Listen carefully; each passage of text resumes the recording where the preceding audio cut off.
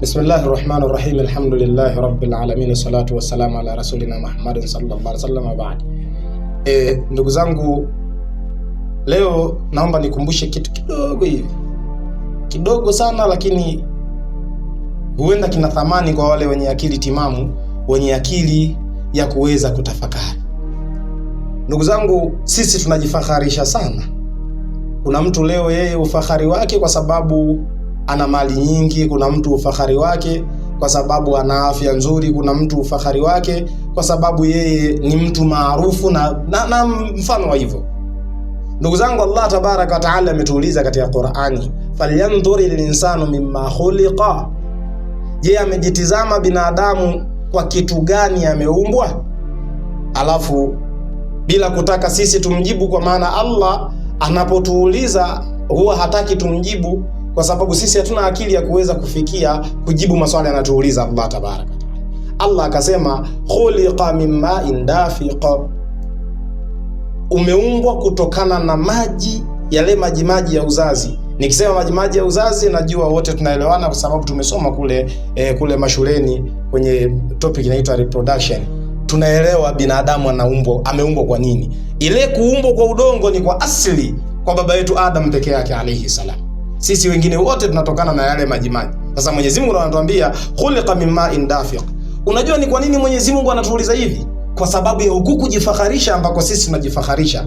Ili unielewe, chukua yale maji yenyewe ya uzazi sasa, ambayo ndio umeumbwa nayo, yaweke hapa, alafu jitizame, sema hivi ndivyo nilivyokuwa mimi, alafu ndio ujifakharishe.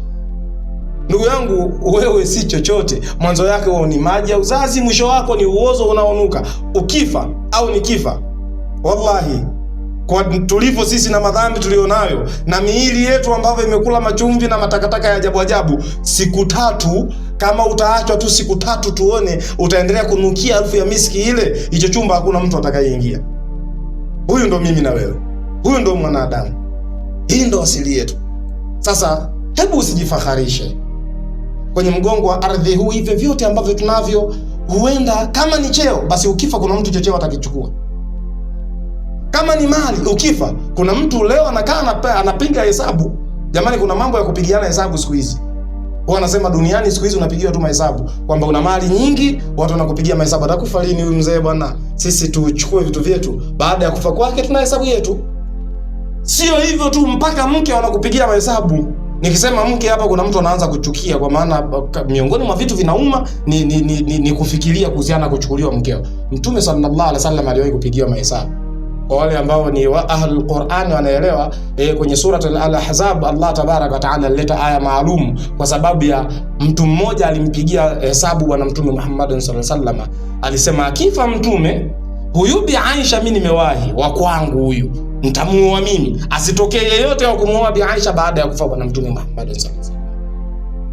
Maneno haya Allah tabaraka wa taala akayasikia na akakariri kutoka ndani ya Qur'ani. Allah akasema an-nabii aula bil mu'minina min anfusihim wa azwajuhu ummahatuhum, nabii ni bora kwa waumini kuliko nafsi zao, na wake zake huyu nabii ni mama zao hao waumini. Kwa kauli hii ya mama zao, kauli mama kwa ukiikuta ndani ya Qur'ani neno mama, maana yake inakuwa haramu kumuingilia mtu wa namna hii. Ndio sababu bwana mmoja aliwahi kumuita mke wake mama, na Allah tabaraka wa taala akaleta hukumu ya wanaume wanaowaita wake zao mama, hukumu yao ni nini. Na leo dunia leo lipo linachukuliwa la kawaida tu. Mtu kwenye yale mapenzi yenu mmependana sana, basi mnatafuta majina mazuri ya kuitana, basi unamuita mama, maana yake baba.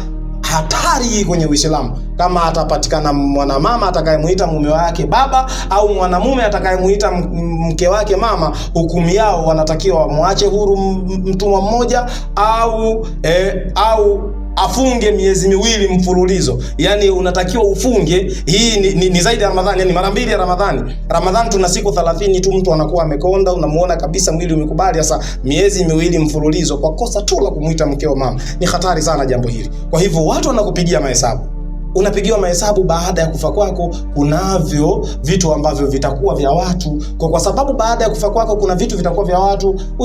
Usijifakharishe, kwenye mgongo wa ardhi sisi tunapita. Kwa hivyo ndugu zangu, tuache kujifakharisha, tumcheni Allah tabaraka wa taala kweli wa kumcha, lianna ipo siku mimi au wewe tutaondoka na wanaotupigia mahesabu watakuwa wamefanikiwa. Sisi sio mtume, yani mke wako na wewe watamchukua, mke wangu watamchukua, na habari zitakuwa namna hiyo. Salamu alaykum wa rahmatullahi wa barakatuh.